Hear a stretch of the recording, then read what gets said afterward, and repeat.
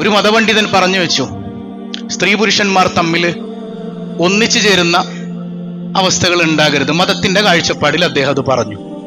അതിന്റെ പിന്നാലെ പല സംഘടനകളിൽ നിന്നുള്ള മുസ്ലിം പണ്ഡിതർ ഒരേ സ്വരത്തിൽ പറഞ്ഞു. മാഷാ അല്ലാഹ്, അങ്ങനെ ഒന്നിച്ചു നിൽക്കുന്ന കാഴ്ച വളരെ മനോഹരമാണ്.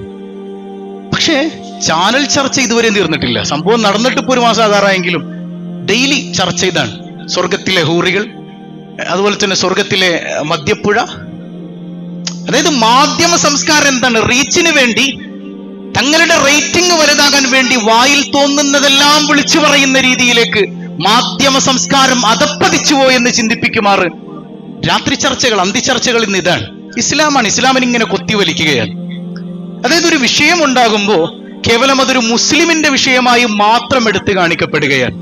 ഈ സ്ത്രീ പുരുഷ വിഷയമൊക്കെ മുസ്ലിമിന്റെ മാത്രം വിഷയമാണോ നമ്മൾ ഈ പറഞ്ഞത്? അല്ല, ഒരു സമൂഹത്തിന്റെ വിഷയമാണ്. ഇപ്പുറത്ത് നിന്നൊരു ഫാദർ പറയുന്നുണ്ട്, ഇവിടെ നിന്നൊരു സ്വാമി പറയുന്നുണ്ട്, പല രാഷ്ട്രീയക്കാരും പറയുന്നുണ്ട്. അപ്പോഴൊന്നും പറയാൻ കഴിയാതെ ഇസ്ലാമിനെ മാത്രം പ്രതിക്കൂട്ടിലാക്കുന്ന ചില ആളുകൾ, ചില തൽപര കക്ഷികൾ ഇസ്ലാമിനെ പ്രതിക്കൂട്ടിലാക്കിയാലാണ് തങ്ങൾക്ക് വലിയ റേറ്റിംഗ് കിട്ടുള്ളൂ എന്നവർ മനസ്സിലാക്കിയിട്ടുണ്ട് എന്നാണ്. എല്ലാവർക്കുമുള്ള നിയമമാണിത്. പക്ഷെ ഇസ്ലാമിന് കൃത്യമായ ഒരു കാഴ്ചപ്പാടുണ്ട്. സ്ത്രീയും പുരുഷനും തുല്യരല്ല. ഇത് ഇസ്ലാമിന്റെ കാഴ്ചപ്പാടാണ്. സ്ത്രീ പുരുഷ സമത്വം എന്നത് അതൊരിക്കലും പോസിബിളായ കാര്യമല്ല, അത് ഇമ്പോസിബിൾ ആണ്. പക്ഷേ സ്ത്രീക്കും പുരുഷനും തുല്യ നീതി ഇവിടെ നടപ്പാക്കപ്പെടേണ്ടതുണ്ട്. പരിശുദ്ധ ദീൻ പഠിപ്പിക്കുന്നത് ഒരാളേക്കാൾ വലുതാണെന്ന് പറഞ്ഞുകൊണ്ടല്ല, സ്ത്രീയേക്കാൾ പുരുഷൻ വലുത് അല്ലെങ്കിൽ പുരുഷനേക്കാൾ സ്ത്രീ വലുത് അങ്ങനെ പറഞ്ഞുകൊണ്ടല്ല ഇവിടെ പഠിപ്പിക്കുന്നത്. ഹബീബായ സയ്യിദുനാ റസൂലുള്ളാഹ് അവിടുത്തെ പ്രബോധനകാലം തുടങ്ങുന്നത് തന്നെ പെണ്ണിനെ പരിഗണിക്കണം, അവൾക്ക് വേണ്ടതെല്ലാം കൊടുക്കണം, അവൾ വലിയ സ്ഥാനത്തിന് അർഹയാണ് എന്ന് പറഞ്ഞുകൊണ്ടാണ് പരിശുദ്ധ മുഹമ്മദ് മുസ്തഫ. അതായത് അത്രത്തോളം കുടുംബജീവിതത്തിൽ അവളുടെ വാക്കിന് പോലും പ്രസക്തിയുണ്ട്. അവളുടെ വാക്കിന് പ്രസക്തിയില്ലാത്ത കുടുംബം, ആ കുടുംബത്തിന് പോലും വിലയില്ല എന്ന് പഠിപ്പിച്ചിട്ടുണ്ട് സയ്യിദുനാ റസൂലുള്ളാഹ്. അതായത് ഞാനെങ്ങാനും അവൾ പറഞ്ഞത് അറിയാതെ കേട്ടുപോയാൽ ഞാൻ അവളുടെ മുമ്പിൽ തോറ്റുപോകുമെന്നാണ് നമ്മൾ ചിന്തിക്കുന്നതെങ്കിൽ, ഞാൻ ആഗ്രഹിക്കുന്നത് ഉഹിബ്ബു അൻ നകൂന മഗ്ലൂബ, ഞാൻ തോറ്റുപോകാനാണ്, തോറ്റുപോയൊരു മനുഷ്യനായി അറിയപ്പെടാനാണ് ഞാൻ ആഗ്രഹിക്കുന്നത് എന്ന് മുഹമ്മദുർ റസൂലുള്ളാഹ്. നമ്മൾ കഴിഞ്ഞ ആഴ്ച പറഞ്ഞല്ലേ ആ വിഷയം. അതായത് പെണ്ണിന്റെ മുമ്പിൽ നമ്മളിപ്പോ ഭാര്യ ഭർത്താക്കന്മാരെ മുമ്പിൽ ഒരു ചർച്ച ചെയ്യാണ്, ഒരു വിഷയം ഇങ്ങനെ ചർച്ച നടന്നുകൊണ്ടിരിക്കുകയാണ്. അപ്പൊ ഭാര്യ ഒരു കാര്യം പറഞ്ഞു, നമ്മുടെ ഉള്ളിലുണ്ട് അവള് പറഞ്ഞതാണ് ശരി, പക്ഷെ ഞാൻ അങ്ങനെ അങ്ങോട്ട് അംഗീകരിച്ചു കൊടുത്താൽ അല്ലേ, അതിന്റെ ഒരു അനാനിയത്ത് സമ്മതിക്കുന്നില്ല. അങ്ങനെ സമ്മതിക്കാതിരിക്കുന്നവനേക്കാൾ അവരുടെ മുമ്പിൽ തോറ്റുകൊടുക്കുന്നവനാകാനാണ് ഞാൻ കൊതിക്കുന്നത്, ഞാൻ ഇഷ്ടപ്പെടുന്നത്. അതാണ്, അവനാണ് മാന്യനെന്ന് പരിശുദ്ധ മുഹമ്മദുർ റസൂലുള്ളാഹ്. അല്ലാതെ പെണ്ണിനെ അടിമയായി കാണുന്നവനല്ല. പെണ്ണിനെ അടിമയാക്കാനും അടുക്കളക്കാരിയാക്കാനും ഇസ്ലാം പറയുന്നില്ല. ഇസ്ലാമിൽ എവിടെയും അത് കാണിച്ചു തരാൻ കഴിയില്ല. ചില മുസ്ലിം പേരുള്ള ചേച്ചിമാര് വന്ന് ചാനൽ ചർച്ചയ്ക്ക് ഇരിക്കുകയാണ്. തലേന്നും മറക്കൂല അവര്. ഒരു മുസ്ലിം പേരുണ്ട്, ഞങ്ങളൊക്കെ മുസ്ലിമാണെന്നും പറഞ്ഞ് ഇങ്ങനെ വന്നിരിക്കുക. മുസ്ലിമാണെന്നും പറയൂല, ഇസ്ലാമിനെ പരിഹസിക്കുകയും ചെയ്യും. എന്നിട്ട് മുസ്ലിം പേരിൽ വന്ന് ഇങ്ങനെ ഇരിക്കും. ചില എക്സ് മുസ്ലിംസ് ഇസ്ലാമിനെ കുറിച്ച് പറയുന്നത് പോലെ. അങ്ങനെ ഒരു സാധനമുണ്ട്, എക്സ് മുസ്ലിം അല്ലേ? നമ്മൾ പറയാറില്ലേ, ബിരിയാണി എല്ലാവർക്കും ഇഷ്ടമാണ് അല്ലേ? ബിരിയാണി ഇഷ്ടല്ലേ? ഇഷ്ടമാണോ അല്ലെ? നല്ല കോഴിക്കോടൻ ബിരിയാണിക്കൊക്കെ എന്തൊരു സ്വാദാണ്, തലശ്ശേരി ബിരിയാണിക്കൊക്കെ ഭയങ്കര ടേസ്റ്റാണ്. ഈ ബിരിയാണി എപ്പോഴാണ് എക്സ് ബിരിയാണി ആവുന്നത്?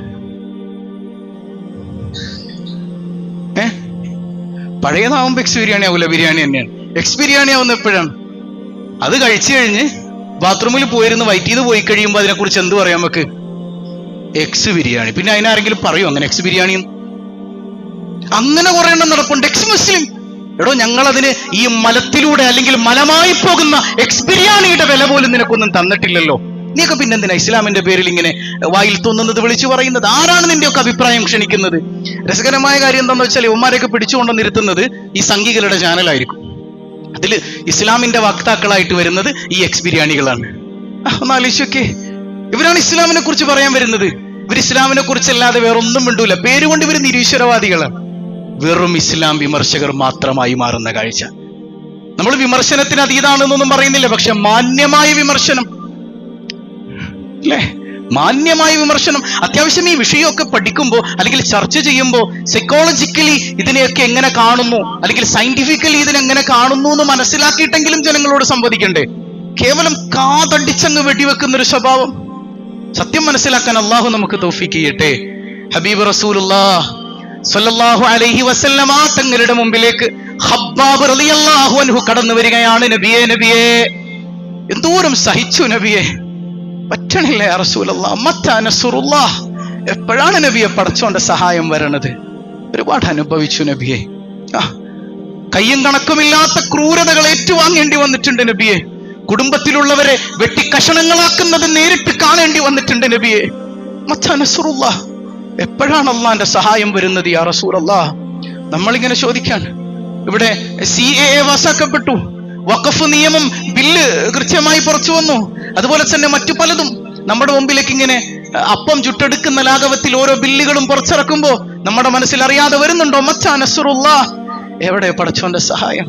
ഹബീബ് റസൂലുള്ളാഹ് സ്വല്ലല്ലാഹു അലൈഹി വസല്ലമ തങ്ങൾ പറയുന്നുണ്ട്, ഹബ്ബാബ്, ഇതൊന്നും ഇസ്ലാമിന് പുതുമയല്ലട്ടോ ഹബ്ബാബ്, ഇതൊന്നും ഇസ്ലാമിന് പുതുമയല്ലട്ടോ.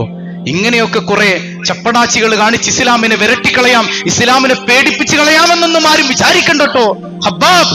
ഒരു മുസ്ലിമിനെ സംബന്ധിച്ചിടത്തോളം ഇതിലും അപ്പുറം താങ്ങാൻ കഴിയുന്നവനാണ്. ഈ മതത്തെ അള്ളാഹു പൂർത്തീകരിക്കുക തന്നെ ചെയ്യും ഹബ്ബാബ്, ഇത് പൂർത്തീകരിക്കപ്പെടും. ഈ മതത്തെ അങ്ങനെ അങ്ങ് തകർത്ത് കളയാൻ ഒരുത്തനും കഴിയില്ല ഹബ്ബാബ് സയ്യിദുനാ റസൂലുള്ളാഹ്. എന്നിട്ട് പുണ്യനബി പറയുന്നുണ്ട്, അങ്ങനെ ഒരു ഘട്ടം വരുമ്പോ, ഇസ്ലാമിനെ പൂർത്തീകരിക്കപ്പെടുന്ന ഒരു ഘട്ടം വരുമ്പോ, അങ്ങ് സനആയിൽ നിന്ന് ഒരു പെൺകുട്ടിക്ക് ആരുടെയും തുണയില്ലാതെ ഒറ്റക്ക് യാത്ര ചെയ്ത് ഈ നാട്ടിലേക്ക് വന്നെത്താൻ കഴിയുന്ന ഒരു ദിനം വരാനുണ്ട് ഹബ്ബാബ് സയ്യിദുനാ റസൂലുള്ളാഹ്. ഈ അന്തിച്ചർച്ചയിൽ വന്ന് ചർച്ചിക്കണവന്മാർക്ക് സ്വന്തം കെട്ടിയോളം ഒന്ന് തനിച്ചു വിടാനുള്ള ധൈര്യം ഉണ്ടോ ഇന്നത്തെ കാലത്ത്? ഡയലോഗ് പാർക്കും അടിക്കാമല്ലോ. അല്ലാഹു റബ്ബുൽ ആലമീൻ മനസ്സിലാക്കാൻ നമുക്ക് തൗഫീക്ക് നൽകി അനുഗ്രഹിക്കുമാറാകട്ടെ. വലിയ വർത്താനങ്ങളൊക്കെ പാർക്കും പറയും. ഇപ്പൊ ഇടുക്കിയിൽ ഇന്നലെ നമ്മൾ കണ്ട വാർത്തയില് 9ാം ക്ലാസ്സുകാരി ഗർഭിണിയായി, ഉത്തരവാദി 14 വയസ്സുള്ള വിദ്യാർത്ഥിയാണ്. അപ്പൊ ഇവിടെയൊക്കെ മതം കൃത്യമായി നിഷ്കർഷിക്കുന്ന ചില ബൗണ്ടറീസ് ഉണ്ട്. അത് മതത്തിന്റെ ആളുകളോട് മതപണ്ഡിതന്മാർ പറഞ്ഞു കൊടുക്കുമ്പോ ഈ മാധ്യമ ഹിജടകൾക്ക് എന്താണ് ഇതിൽ കാര്യം? ഈ ഇന്ത്യ മഹാരാജ്യത്ത് ഭരണഘടന അനുശാസിക്കുന്ന റൈറ്റ്സ്, അവന്റെ മതം തുറന്നു പറയാൻ, അതുപോലെ തന്നെ റൈറ്റ് ടു പ്രൊപ്പഗേറ്റ്, അവനും മതം മറ്റുള്ളവരിലേക്ക് എത്തിച്ചു കൊടുക്കാൻ, പ്രബോധനം ചെയ്യാൻ ഇന്ത്യ മഹാരാജ്യം അനുവദിച്ചു തരണ ഭരണഘടനയുണ്ടായിരിക്കെ അതനുശാസിച്ചുകൊണ്ടൊരു മനുഷ്യൻ അങ്ങനെ പ്രവർത്തിക്കുന്നുണ്ടെങ്കിൽ അതിനെതിരെ നിൽക്കുന്നവർ എന്തിനാണ് ഈ പ്രശ്നങ്ങളും കോലാഹലങ്ങളും ഉണ്ടാക്കുന്നത്? കേവലം ഇസ്ലാം വിരോധം മാത്രമാണ്. ഇവിടെയെങ്കിലും നമ്മൾ മുസ്ലിങ്ങൾ തമ്മിൽ തല്ലാതെ ഒന്നിച്ചു നിന്നല്ലോ എന്നുള്ള ആ ഒരു സന്തോഷമാണ്. എല്ലായിടങ്ങളിലും ആ ഒന്നിച്ചു നിൽപ്പ് കാണാൻ പടച്ചറബ് തൗഫീക്ക് നൽകുമാറാകട്ടെ. അപ്പൊ നമ്മൾ പറഞ്ഞു വന്നത്, സ്ത്രീയും പുരുഷനും അവിടെ സമത്വമല്ല, തുല്യ നീതിയാണ് വേണ്ടത്. അത് പഠിപ്പിച്ചു തരുന്നുണ്ട് മുഹമ്മദുർ റസൂലുള്ളാഹ്. ഇപ്പോ രാവും പകലും ഒന്നാണെന്ന് ആരെങ്കിലും പറയോ? ആരും പറയൂല. രാവും പകലും വ്യത്യസ്തമാണ്. ലശംസു യംബഗീ ലഹാ അൻ തുദ്രികൽ ഖമറ വലൽ ലൈലു സാബിഖുൻ നഹാർ വകുല്ലു ഫീ ഫലകി യസ്ബഹൂൻ. സൂര്യൻ ഒരിക്കലും ചന്ദ്രനെ മറികടക്കുന്നില്ല, ചന്ദ്രൻ ഒരിക്കലും സൂര്യനെ മറികടക്കുന്നില്ല. അത് അതിൻ്റെതായ ഓർബിറ്റുകളിൽ ഇങ്ങനെ ചലിച്ചുകൊണ്ടിരിക്കുകയാണ്. ഇത് അള്ളാഹുവിന്റെ കൃത്യമായ ഉദ്ധരണിയാണ്. അള്ളാഹു പറഞ്ഞു തരാണ് നമുക്ക്, ഇത് കൃത്യമായി ഇങ്ങനെ ചലിച്ചുകൊണ്ടിരിക്കാൻ, ഒന്നൊന്നിനെ ഓവർടേക്ക് ചെയ്യുന്നില്ല. അങ്ങനെ ചെയ്താൽ പിന്നെ പ്രപഞ്ചത്തിന് ഇവിടെ നിലനിൽപ്പില്ല. അങ്ങനെ സംഭവിക്കുന്ന ഒരു ഘട്ടത്തിൽ ഇവിടെ ലോകാവസാനം ഉണ്ടാകുമെന്ന് മുഹമ്മദുർ റസൂലുള്ളാഹ് അല്ലേ? ആ പ്രകൃതിക്ക് പോലും എന്തൊരു മനോഹാരിതയാണ്. അങ്ങനെയാണെങ്കിൽ വമാ ഖലഖ ദക്കറ വൽ ഉൻസ, സ്ത്രീയും പുരുഷനുമായിട്ടാണ് നാം പഠിച്ചിട്ടുള്ളത്. അത് രണ്ട് ദ്വന്ദ്ങ്ങളായി തന്നെ നിലനിൽക്കുമ്പോഴാണ് പ്രകൃതി അതിന് ഭംഗിയുണ്ടാവുക. ഒന്നൊന്നിന്റെ മേൽ ഓവർടേക്ക് ചെയ്യുമ്പോഴല്ല. രണ്ടും ഇവിടെ വേണം. സ്ത്രീ സ്ത്രീയായും പുരുഷൻ പുരുഷനായും നിലനിൽക്കുമ്പോഴാണ് പ്രകൃതിയ നിങ്ങൾ അള്ളാഹുവിലേക്ക് മടങ്ങാൻ കഴിയുന്നത്, അല്ലെങ്കിൽ പ്രകൃതിയ അതിന് മനോഹരമായി നിലനിൽക്കാൻ കഴിയുന്നത് എന്ന് അള്ളാഹു റബ്ബുൽ ആലമീൻ. അതിൻ്റെ ഇടയിലേക്ക് ചില ചാനൽ ചർച്ചകളിൽ ന്യൂട്രാലിറ്റി വാദമൊക്കെ പിന്നെയും എടുത്തു പൊക്കിക്കൊണ്ടുവരുന്നുണ്ട്. ഈ ജെൻഡർ ന്യൂട്രാലിറ്റിയൊക്കെ അത്രമേൽ ചില ഘട്ടങ്ങളിൽ ദുർഗന്ധം വമിക്കുന്നതാണെന്ന് പറയേണ്ടി വരും. അത്രമേൽ മോശമായ കാര്യങ്ങളാണ് അതൊക്കെ. ഇപ്പൊ കഴിഞ്ഞ ദിവസം ചാനൽ ചർച്ചയിൽ നിന്നൊരു വിദ്വാൻ ഇങ്ങനെ പറയുന്നുണ്ട്, എന്തുകൊണ്ടാണ് നിങ്ങൾ ഇങ്ങനെ സ്ത്രീ വിരോധിയാകുന്നത്? എങ്ങനെ സ്ത്രീ വിരോധി? ഇതിലെന്താണ് സ്ത്രീ വിരോധം? എന്നിട്ട് അദ്ദേഹം പറയുന്നുണ്ട്, ഒരു പെൺകുട്ടി ആൺകുട്ടിയുടെ വേഷം ധരിച്ചാൽ എന്താണ് കുഴപ്പം? എല്ലാവരും അങ്ങനെ ധരിക്കട്ടെ. എന്തിനങ്ങനെ മാത്രം ചിന്തിക്കുന്നു? ഞാൻ ചോദിക്കട്ടെ, ജെൻഡർ ന്യൂട്രാലിറ്റി എന്ന് പറയുമ്പോ പെണ്ണ് ആൺവേഷം ധരിക്കട്ടെ എന്ന് മാത്രം ചിന്തിക്കുന്നത് എന്തിനാ? പുരുഷൻ എന്തുകൊണ്ട് സ്ത്രീ വേഷം ധരിച്ചുകൂടാ? ഈ പറയുന്ന വിദ്വാൻ ഒരു സാരി ഉടുത്ത് വന്നിരുന്ന് ചാനൽ ചർച്ചയിൽ സംസാരിച്ചൂടെ? സംസാരിക്കാൻ പറ്റൂലേ? സ്ത്രീകൾ ധരിക്കുന്ന അടിവസ്ത്രം ധരിച്ചു വന്നിരിക്കട്ടെ, ആരാണ് ഇവിടെ ചോദ്യം ചെയ്യുന്നത്? പെണ്ണിന് മാത്രം സ്വാതന്ത്ര്യം മതിയോ? ആണിന് വേണ്ടേ? ഇതെന്ത് ജെൻഡർ ന്യൂട്രാലിറ്റിയാണ്? ഇതൊരു ഭാഗത്തേക്ക് മാത്രം നീങ്ങുകയല്ലേ? ഇതൊക്കെ വെറും വിരോധാഭാസമാണ്. ശരിക്കും ഇവര് മനഃശാസ്ത്ര മേഖലകളിലേക്ക് ഒരു പഠനം പോലും നടത്താൻ തയ്യാറാവാതെയാണ് ഇത്തരം ചർച്ചകളിൽ വന്നിരിക്കുന്നത്. ഈ ജെൻഡർ ന്യൂട്രാലിറ്റി വാദം അവസാനം പോയി എത്തുന്നത് ഒരു മനഃശാസ്ത്ര പഠനമുണ്ട്. ജെൻഡർ ഡിസ്ഫോറിയ എന്നാണ് അതിന് പറയാം. Gender dysphoria. കൃത്യമായ പഠനങ്ങൾ നമ്മളിങ്ങനെ മനസ്സിലാക്കി വരുമ്പോൾ അത്ഭുതപ്പെട്ട് സ്തബ്ധരായി നിന്നുപോകും. എത്ര പേരാണ് സ്വിറ്റ്സർലാൻഡ് പോലുള്ള രാജ്യങ്ങളിൽ ഒരുപാട് ആളുകൾ ഈ ജെൻഡർ ഡിസ്ഫോറിയ എന്ന് പറയുന്ന അവസ്ഥയിലേക്ക് എത്തിയിട്ട് ആത്മഹത്യ ചെയ്ത സംഭവങ്ങൾ അനവധി ഉണ്ട് എന്നാണ്. ആത്മഹത്യ പോലും ചെയ്തിട്ടുണ്ട്. ഒരു ലേഖനം ഇങ്ങനെ വായിക്കാൻ കഴിഞ്ഞു, ജെൻഡർ ഡിസ്ഫോറിയ പ്രസന്റിംഗ് വിത്ത് മോർബിഡ് ജെലസി എന്ന് പറയുന്ന ഒരു പുസ്തകം. 2 പ്രശസ്തരായ സൈക്കോളജിസ്റ്റുകൾ എഴുതിയ പുസ്തകമാണ്. ആണ് പെണ്ണാകാനും പെണ്ണ് ആണാകാനും ശ്രമിക്കുന്ന ഒരവസ്ഥ. ഇപ്പൊ അമേരിക്കയിലൊക്കെ 15-20% ഏതാണ്ട് ലെസ്ബിയനുകളുണ്ട്, ലെസ്ബിയൻസ് ഉണ്ട്. ലെസ്ബിയൻസ് എന്ന് പറഞ്ഞാൽ പെണ്ണ് പെണ്ണിനെ തന്നെ വിവാഹം കഴിക്കുക, പെണ്ണിനോടൊപ്പം തന്നെ ലൈംഗിക വീഴ്ചയിൽ ഏർപ്പെടാൻ ഇഷ്ടപ്പെടുക. ആ ഒരു മെന്റാലിറ്റിയാണ് ലെസ്ബിയനിസം എന്ന് പറയുന്നത്. ആ ലെസ്ബിയനിസവും കടന്ന് പെണ്ണിന് തോന്നുകയാണ് എനിക്കൊരാണാകണം. അങ്ങനെ ആണാകാൻ വേണ്ടി അവൾ ഇങ്ങനെ തയ്യാറെടുത്തു. ആണ് ചെയ്യുന്നത് പോലെ എല്ലാം ചെയ്യണമെന്ന് അവളിങ്ങനെ ആഗ്രഹിച്ചു മുന്നേറുന്ന വഴിക്ക് അതിന് പറ്റാതെ പോകുമ്പോൾ മാനസികമായി തളർന്നു നിന്നിട്ട് ഡിപ്രഷനിലേക്ക് പോകുന്നൊരവസ്ഥ, അതിലൂടെ ആത്മഹത്യയിലേക്ക് പോകുന്നൊരവസ്ഥ. അതാണ് യഥാർത്ഥത്തിൽ ജെൻഡർ ഡിസ്ഫോറിയ എന്ന് പറയുന്നത്. അതും കടന്ന് മോർബിഡ് ജെലസി എന്ന് പറയുന്ന ഒരവസ്ഥയിലേക്കൊക്കെ എത്തുകയാണ്. ലോകം തന്നെ തകർന്നു പോകുന്നൊരവസ്ഥ, പ്രകൃതിയെ നശിപ്പിക്കുന്നൊരവസ്ഥ. ഇതാണ് യഥാർത്ഥത്തിൽ പ്രകൃതി വിരുദ്ധം എന്നൊക്കെ പറയുന്നത്. പ്രകൃതി അങ്ങ് പറയുന്നുണ്ട് ആണിനെയും പെണ്ണിനെയും പടച്ചു, ആണായും പെണ്ണ് പെണ്ണായും നിലനിൽക്കുമ്പോഴാണ് പ്രകൃതിക്ക് ഭംഗിയുണ്ടാവുക. അതിലൂടെയാണ് നിങ്ങൾക്ക് റബ്ബുൽ ആലമീനെ തിരിച്ചറിയാൻ കഴിയാന്ന് അള്ളാഹു റബ്ബുൽ ആലമീൻ കൃത്യമായിട്ട് നമ്മളെ പഠിപ്പിച്ചിരുന്നുണ്ട്. പിന്നെ കുടുംബം, ഈ കുടുംബത്തിന്റെ ഒരു അസ്ഥിരതയാണ് ഇതിന്റെയൊക്കെ പിന്നിൽ ഒരു കാരണമായിട്ട് വരുന്നത്. ഇപ്പൊ കുറച്ചു നാൾ മുമ്പ് തന്നെ ചർച്ച ഉണ്ടായല്ലോ, വിവാഹപ്രായം 21 ആക്കണം, അങ്ങനെ ബഹളങ്ങളൊക്കെ ആയിരുന്നു. ഇപ്പോ ദ ഹിന്ദു പത്രത്തിൽ കുറച്ചാൾ മുമ്പ് വന്ന ഒരു സർവേ ഉണ്ടായിരുന്നു. റിപ്പോർട്ട് ഇങ്ങനെയാണ് കാണുന്നത്, Indian woman facing early menopause. ഇന്ത്യക്കാരായ സ്ത്രീകള് ഒരുപാട് ആളുകളെ നേരത്തെ ആർത്തവ വിരാമം അനുഭവിക്കുന്നു എന്നുള്ളതാണ്. ആർത്തവ വിരാമം അവർക്ക് നേരത്തെ അനുഭവിക്കേണ്ടി വരുന്നു. Nearly 4% of Indian women experience sign of menopause between 29 and 34 of age. 4% Indian സ്ത്രീകളിൽ മെനപ്പോസ് അനുഭവിക്കേണ്ടി വരുന്നത് 29 മുതൽ 34 വയസ്സിന്റെ ഇടയിലാണ്. അപ്പൊ എനിക്കിപ്പോ കല്യാണം വേണ്ട, കുറച്ച് ചെയ്യട്ടെ എന്നും പറഞ്ഞിട്ട് ആ പ്രകൃതിയ സുന്ദരമായി ജീവിക്കേണ്ട സമയമൊക്കെ കഴിഞ്ഞ് കുറെ അങ്ങ് പോയി 29-34 വയസ്സൊക്കെ എത്തുമ്പോഴേക്ക് വിവാഹപ്രായം ആയി എന്ന് മനസ്സിലാക്കി വിവാഹം കഴിക്കാൻ നിൽക്കുന്ന ആളുകൾക്ക് ആ സമയത്ത് നേരിടേണ്ടി വരുന്നത് ആർത്തവ വിരാമമാണ്. പിന്നെ സയൻസ് പറയുന്നുണ്ട് പിന്നീട് ഒരു കുഞ്ഞിക്കാല് കാണാനുള്ള ഭാഗ്യം പോലും ഇല്ലാത്ത ആളുകളായി അവർ മാറുകയാണ്. പിന്നീട് ഇത് ഡിപ്രഷനിലേക്ക് നയിക്കുകയാണ്. അപ്പൊ കുടുംബത്തിന്റെ അസ്ഥിരത ഇതില് വലിയ റോൾ ഉണ്ടാക്കുന്നുണ്ട്. അതുകൊണ്ട് തന്നെ കുടുംബം നന്നാകണം, കുടുംബപരമായ കെട്ടുറപ്പ് വേണം എന്നൊക്കെ നമ്മളെ പഠിപ്പിക്കുന്നുണ്ട് ഷഫീഉനാ റസൂലുള്ളാഹി സ്വല്ലല്ലാഹു അലൈഹി വസല്ലം. ആനി ബെസന്റിന്റെ ഒരു ചോദ്യമുണ്ട്, നിങ്ങൾ കൂടെ കിടക്കുന്നു, അവളോടൊപ്പം നടക്കുന്നു, അവളോടൊപ്പം ഇരിക്കുന്നു, അവളോടൊപ്പം കിടക്കുന്നു, എന്നിട്ട് നിങ്ങൾ അവളെ പുറത്താക്കുന്നു. ഇത് പറ്റില്ല എന്ന് പറഞ്ഞതാണോ ഇസ്ലാം പെണ്ണിന് സ്വാതന്ത്ര്യം നിഷേധിച്ചത് എന്ന് ചോദിക്കുന്നത് ആനി ബെസന്റ്. ഇത് പറ്റില്ല എന്ന് പറഞ്ഞതുകൊണ്ടാണോ ഇസ്ലാമിൽ പെണ്ണിന് സ്വാതന്ത്ര്യം ഇല്ല നിങ്ങൾ പറയണത്? നിങ്ങൾക്ക് പെണ്ണിനോടൊപ്പം തോളത്ത് കൈയിട്ട് കറങ്ങി നടക്കണം, അച്ഛന്റെയും അമ്മയുടെയും മുമ്പിൽ വെച്ച് തന്നെ വീഴ്ചകൾ നടത്തണം, ആരും ചോദിക്കാൻ പാടില്ല, തോന്നുന്നിടത്തേക്കൊക്കെ ഏത് രാത്രിയും പകലെന്ന് നോക്കാതെ പെണ്ണിനെയും കൂട്ടിക്കൊണ്ട് നടക്കണം, ഇതിനൊക്കെ അനുവാദം മൂളണം, ഇതാണ് സ്വാതന്ത്ര്യം എന്ന് നിങ്ങൾ മനസ്സിലാക്കിയെങ്കിൽ തെറ്റിപ്പോയി മക്കളെ. ഇത് സ്വാതന്ത്ര്യമല്ല. ലാസ്റ്റ് അവൾ ഒറ്റപ്പെടും, അവൾ ആരുമില്ലാത്തവളായി മാറും. ഈ കാഴ്ചയിൽ നിന്ന് ഇസ്ലാം തടഞ്ഞതുകൊണ്ടാണോ നിങ്ങൾ ഇസ്ലാമിനെ പ്രതിക്കൂട്ടിൽ കയറ്റുന്നത് എന്ന് ചോദിക്കുന്നത് ഡോക്ടർ ആനി ബെസന്റ് ആണ്. എന്നാൽ കൃത്യമായി ഇസ്ലാം അവരെന്നെ പറയുന്നുണ്ട്, ഇസ്ലാം വിവാഹ ജീവിതത്തിലൂടെ ഒരു കൃത്യമായ ബൈൻഡിങ് ഇവിടെ വെച്ചിട്ടുണ്ട്. നിങ്ങൾക്കിടയിൽ കൃത്യമായ ഒരു നിയമസംഹിതയിലൂടെ ഒരു കെട്ടുറപ്പുള്ള സംവിധാനം ഇവിടെ വെച്ചിട്ടുണ്ട്. ആ സംവിധാനത്തിനകത്ത് അത്രമേൽ മനോഹരമായി അവർ ജീവിക്കുന്നില്ല എന്ന് ചോദിക്കാൻ. എന്നിട്ട് അവർ പറഞ്ഞു വെക്കുന്ന ഒരു വാക്കുണ്ട്, the woman in Islam is more protected than in Christianity. Christian സമൂഹത്തിലുള്ളതിനേക്കാൾ മുസ്ലിംകളിലാണ് സ്ത്രീകൾ ഏറ്റവും കൂടുതൽ സംരക്ഷിക്കപ്പെടുന്നത് എന്നതാണ്. ഇതൊക്കെ എന്തിനൊക്കെ പറയണെന്ന് വെച്ചാൽ അംറും ബിൽ മഅറൂഫ്, നല്ലത് പറഞ്ഞു കൊടുക്കൽ നമ്മുടെ ബാധ്യതയാണെന്ന് മുഹമ്മദുർ റസൂലുള്ളാഹ്.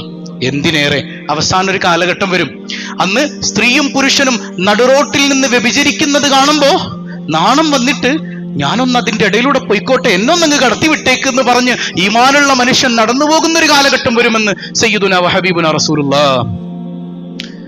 ആരും പെട്ടു. ഇപ്പൊ തമാശ രൂപേണ പറയുന്ന ഒരു സംസ്കൃത ശ്ലോകമുണ്ട്. ഒരിക്കല് വേദവ്യാസൻ വലിയ ഗുരുക്കന്മാരുടെ ഇടയിൽ നിന്നൊരു കവിത ഇങ്ങനെ വായിക്കുകയാണ്. വലിയ വലിയ ഗുരുക്കന്മാരൊക്കെ ഉണ്ട്. അതിലിങ്ങനെയാണുള്ളത്: ബലവാനിന്ദ്രിയ ഗ്രാമോ വിദ്യം സമഭികർഷതി, വിദ്യം സമഭികർഷതി. ബലവാനിന്ദ്രിയ ഗ്രാമോ വിദ്വം സമഭികർഷതി എന്ന് പറഞ്ഞാല് എത്ര വലിയ വിദ്വാനാണെങ്കിലും എത്ര വലിയ ആളാണെങ്കിലും വൈകാരികമായ ഒരു വിഷയത്തിലേക്ക് പെട്ടുപോയി കഴിഞ്ഞാൽ അവനവിടെ വീണു. അപ്പൊ കുറെ ഋഷിവര്യന്മാരൊക്കെ എണീറ്റിട്ട് പറഞ്ഞു, അപ്പറഞ്ഞത് ശരിയായില്ല, ഞങ്ങളെ കീഴ്പ്പെടുത്താൻ അങ്ങനെ ഒരു വികാരത്തിനും പറ്റൂല, ഒരു പെണ്ണും ഞങ്ങളെ കീഴ്പ്പെടുത്തൂല. അപ്പൊ അദ്ദേഹം വ്യാസൻ തന്നെ എഴുതിയത് കീറിപ്പറിച്ച് കളഞ്ഞു അത്രേ. നമ്മൾ തമാശയായിട്ട് മനസ്സിലാക്കിയാൽ മതി. അപ്പൊ രാത്രിയായപ്പോ വ്യാസൻ എന്ത് ചെയ്തു എന്ന് വെച്ചാൽ ഒരു പെൺവേഷം സ്വീകരിച്ചു അത്രേ. പെൺവേഷം സ്വീകരിച്ചിട്ട് ഈ മുനി താമസിക്കുന്നത് ഒരു കാട്ടിലാണ്. അപ്പോ കാട്ടിലേക്ക് ചെല്ലുകയാണ്. കാട്ടിൽ അദ്ദേഹത്തിന്റെ ആ ഒരു കുടിലിലേക്ക് ചെന്നിട്ട് വാതിൽ ഇങ്ങനെ മുട്ടുന്നുണ്ട്. ആരാണ്? അപ്പൊ ഞാനിങ്ങനെ കാട്ടിൽ ഒറ്റപ്പെട്ടു പോയ ഒരു പെണ്ണാണ്. ഈ പെണ്ണിനൊന്നും ഇവിടെ കയറ്റാൻ പറ്റൂല, അന്യ പെണ്ണൊന്നും ഇവിടെ വരാൻ പാടില്ല, ഞങ്ങൾ ഋഷിവര്യന്മാരാണ്, അങ്ങനെയൊന്നും കയറ്റൂല. നിങ്ങൾ എന്ത് ഋഷിവര്യനാണ്? അബലയായി നിൽക്കുന്ന ഒരു പെണ്ണിന് പ്രൊട്ടക്ഷൻ കൊടുക്കല്ലേ വേണ്ടത്, അതല്ലേ ദൈവഹിതം, നിങ്ങൾ എന്നെ അകത്തോട്ട് കയറ്റണം. അപ്പൊ ഗത്യന്തരമില്ലാതെ സ്വാമി പെണ്ണിനെ വിളിച്ച് അകത്തേക്ക് കയറ്റാണ്. അങ്ങനെ അകത്ത് കയറി. നല്ല ഇടി വന്നു, കാറ്റ് വന്നു, മഴ വന്നു, എല്ലാം വന്നു കഴിഞ്ഞപ്പോ സ്വാമി ഇവിടെ നിന്ന് എണീറ്റു. ആ പെൺകുട്ടിയുടെ കാലിൽ പോയി തൊട്ടപ്പോ വ്യാസൻ ചാടിയണി. ഇതല്ലേ ഞാൻ നേരത്തെ പറഞ്ഞത് അല്ലെ? വിദ്വാൻ ഏത് വിദ്വാനാണെങ്കിലും വൈകാരികമായ വിഷയങ്ങൾ ഉണ്ടാകുമ്പോ അതിന്റെ മുമ്പിൽ പെട്ടുപോകും. തമാശയായിട്ട് മനസ്സിലാക്കിയാൽ മതി. ഇതൊരു യാഥാർത്ഥ്യമാണ്. മനുഷ്യന്റെ പ്രകൃതി അങ്ങനെയാണ്. അങ്ങനെ നിനക്കൊരു വൈകാരികത തോന്നുന്നില്ലെങ്കിൽ അവിടെ എന്തെങ്കിലും വിഷയം ഉണ്ടെന്ന് മനസ്സിലാക്കിയാൽ മതി. ആ വൈകാരികതയെ അടക്കി നിർത്തുന്നിടത്താണ് മനുഷ്യൻ വിജയിക്കേണ്ടത്. മനുഷ്യന്റെ ഉള്ളങ്ങനെയാണ്. നഫ്സമ്മാറയെ കുറിച്ചൊക്കെ നമ്മൾ പഠിച്ചില്ലേ?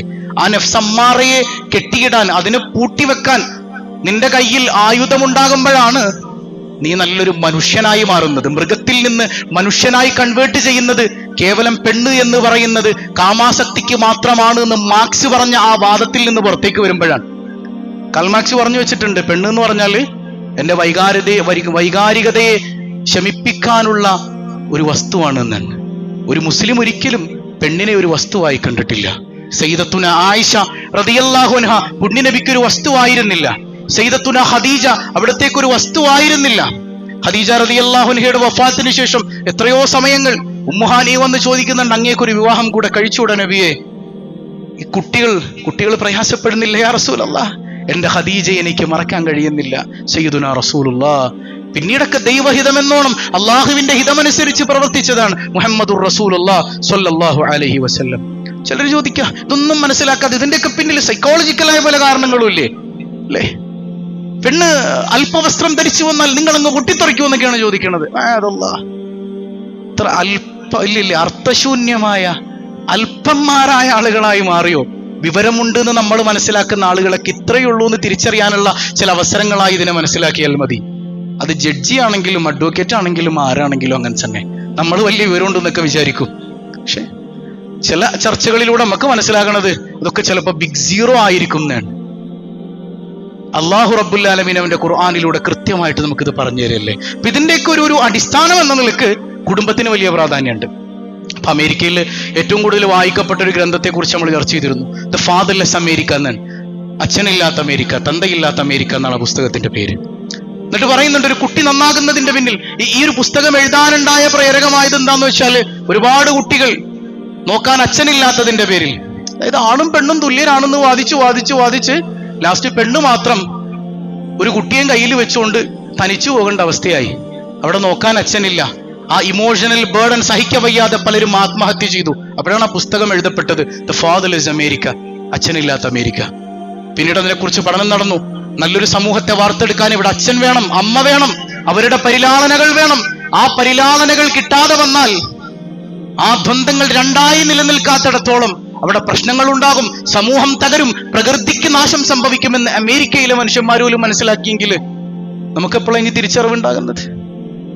ഇപ്പോ സയൻസ് തന്നെ പറയുന്നുണ്ട്, ഒരു ഉമ്മ, ആ ഉമ്മയുടെ ആദ്യത്തെ അമ്മിഞ്ഞപ്പാൽ ആ കുഞ്ഞു കുടിക്കുന്ന ഒരു നിമിഷം അല്ലേ, കൊളസ്റ്റം അതിങ്ങനെ നിമിഷം, സ്നേഹവൈകാരികതയിലൂന്നിയ ആ സ്തനകുംഭങ്ങളിൽ നിന്ന് ഉതിർന്നു വീഴുന്ന ആ അമൃത് ആ കുഞ്ഞതിങ്ങനെ നുകരുമ്പോ ആ കുഞ്ഞിന്റെ സ്വഭാവത്തെ അത് രൂപാന്തരപ്പെടുത്തും എന്നുള്ളതാണ്.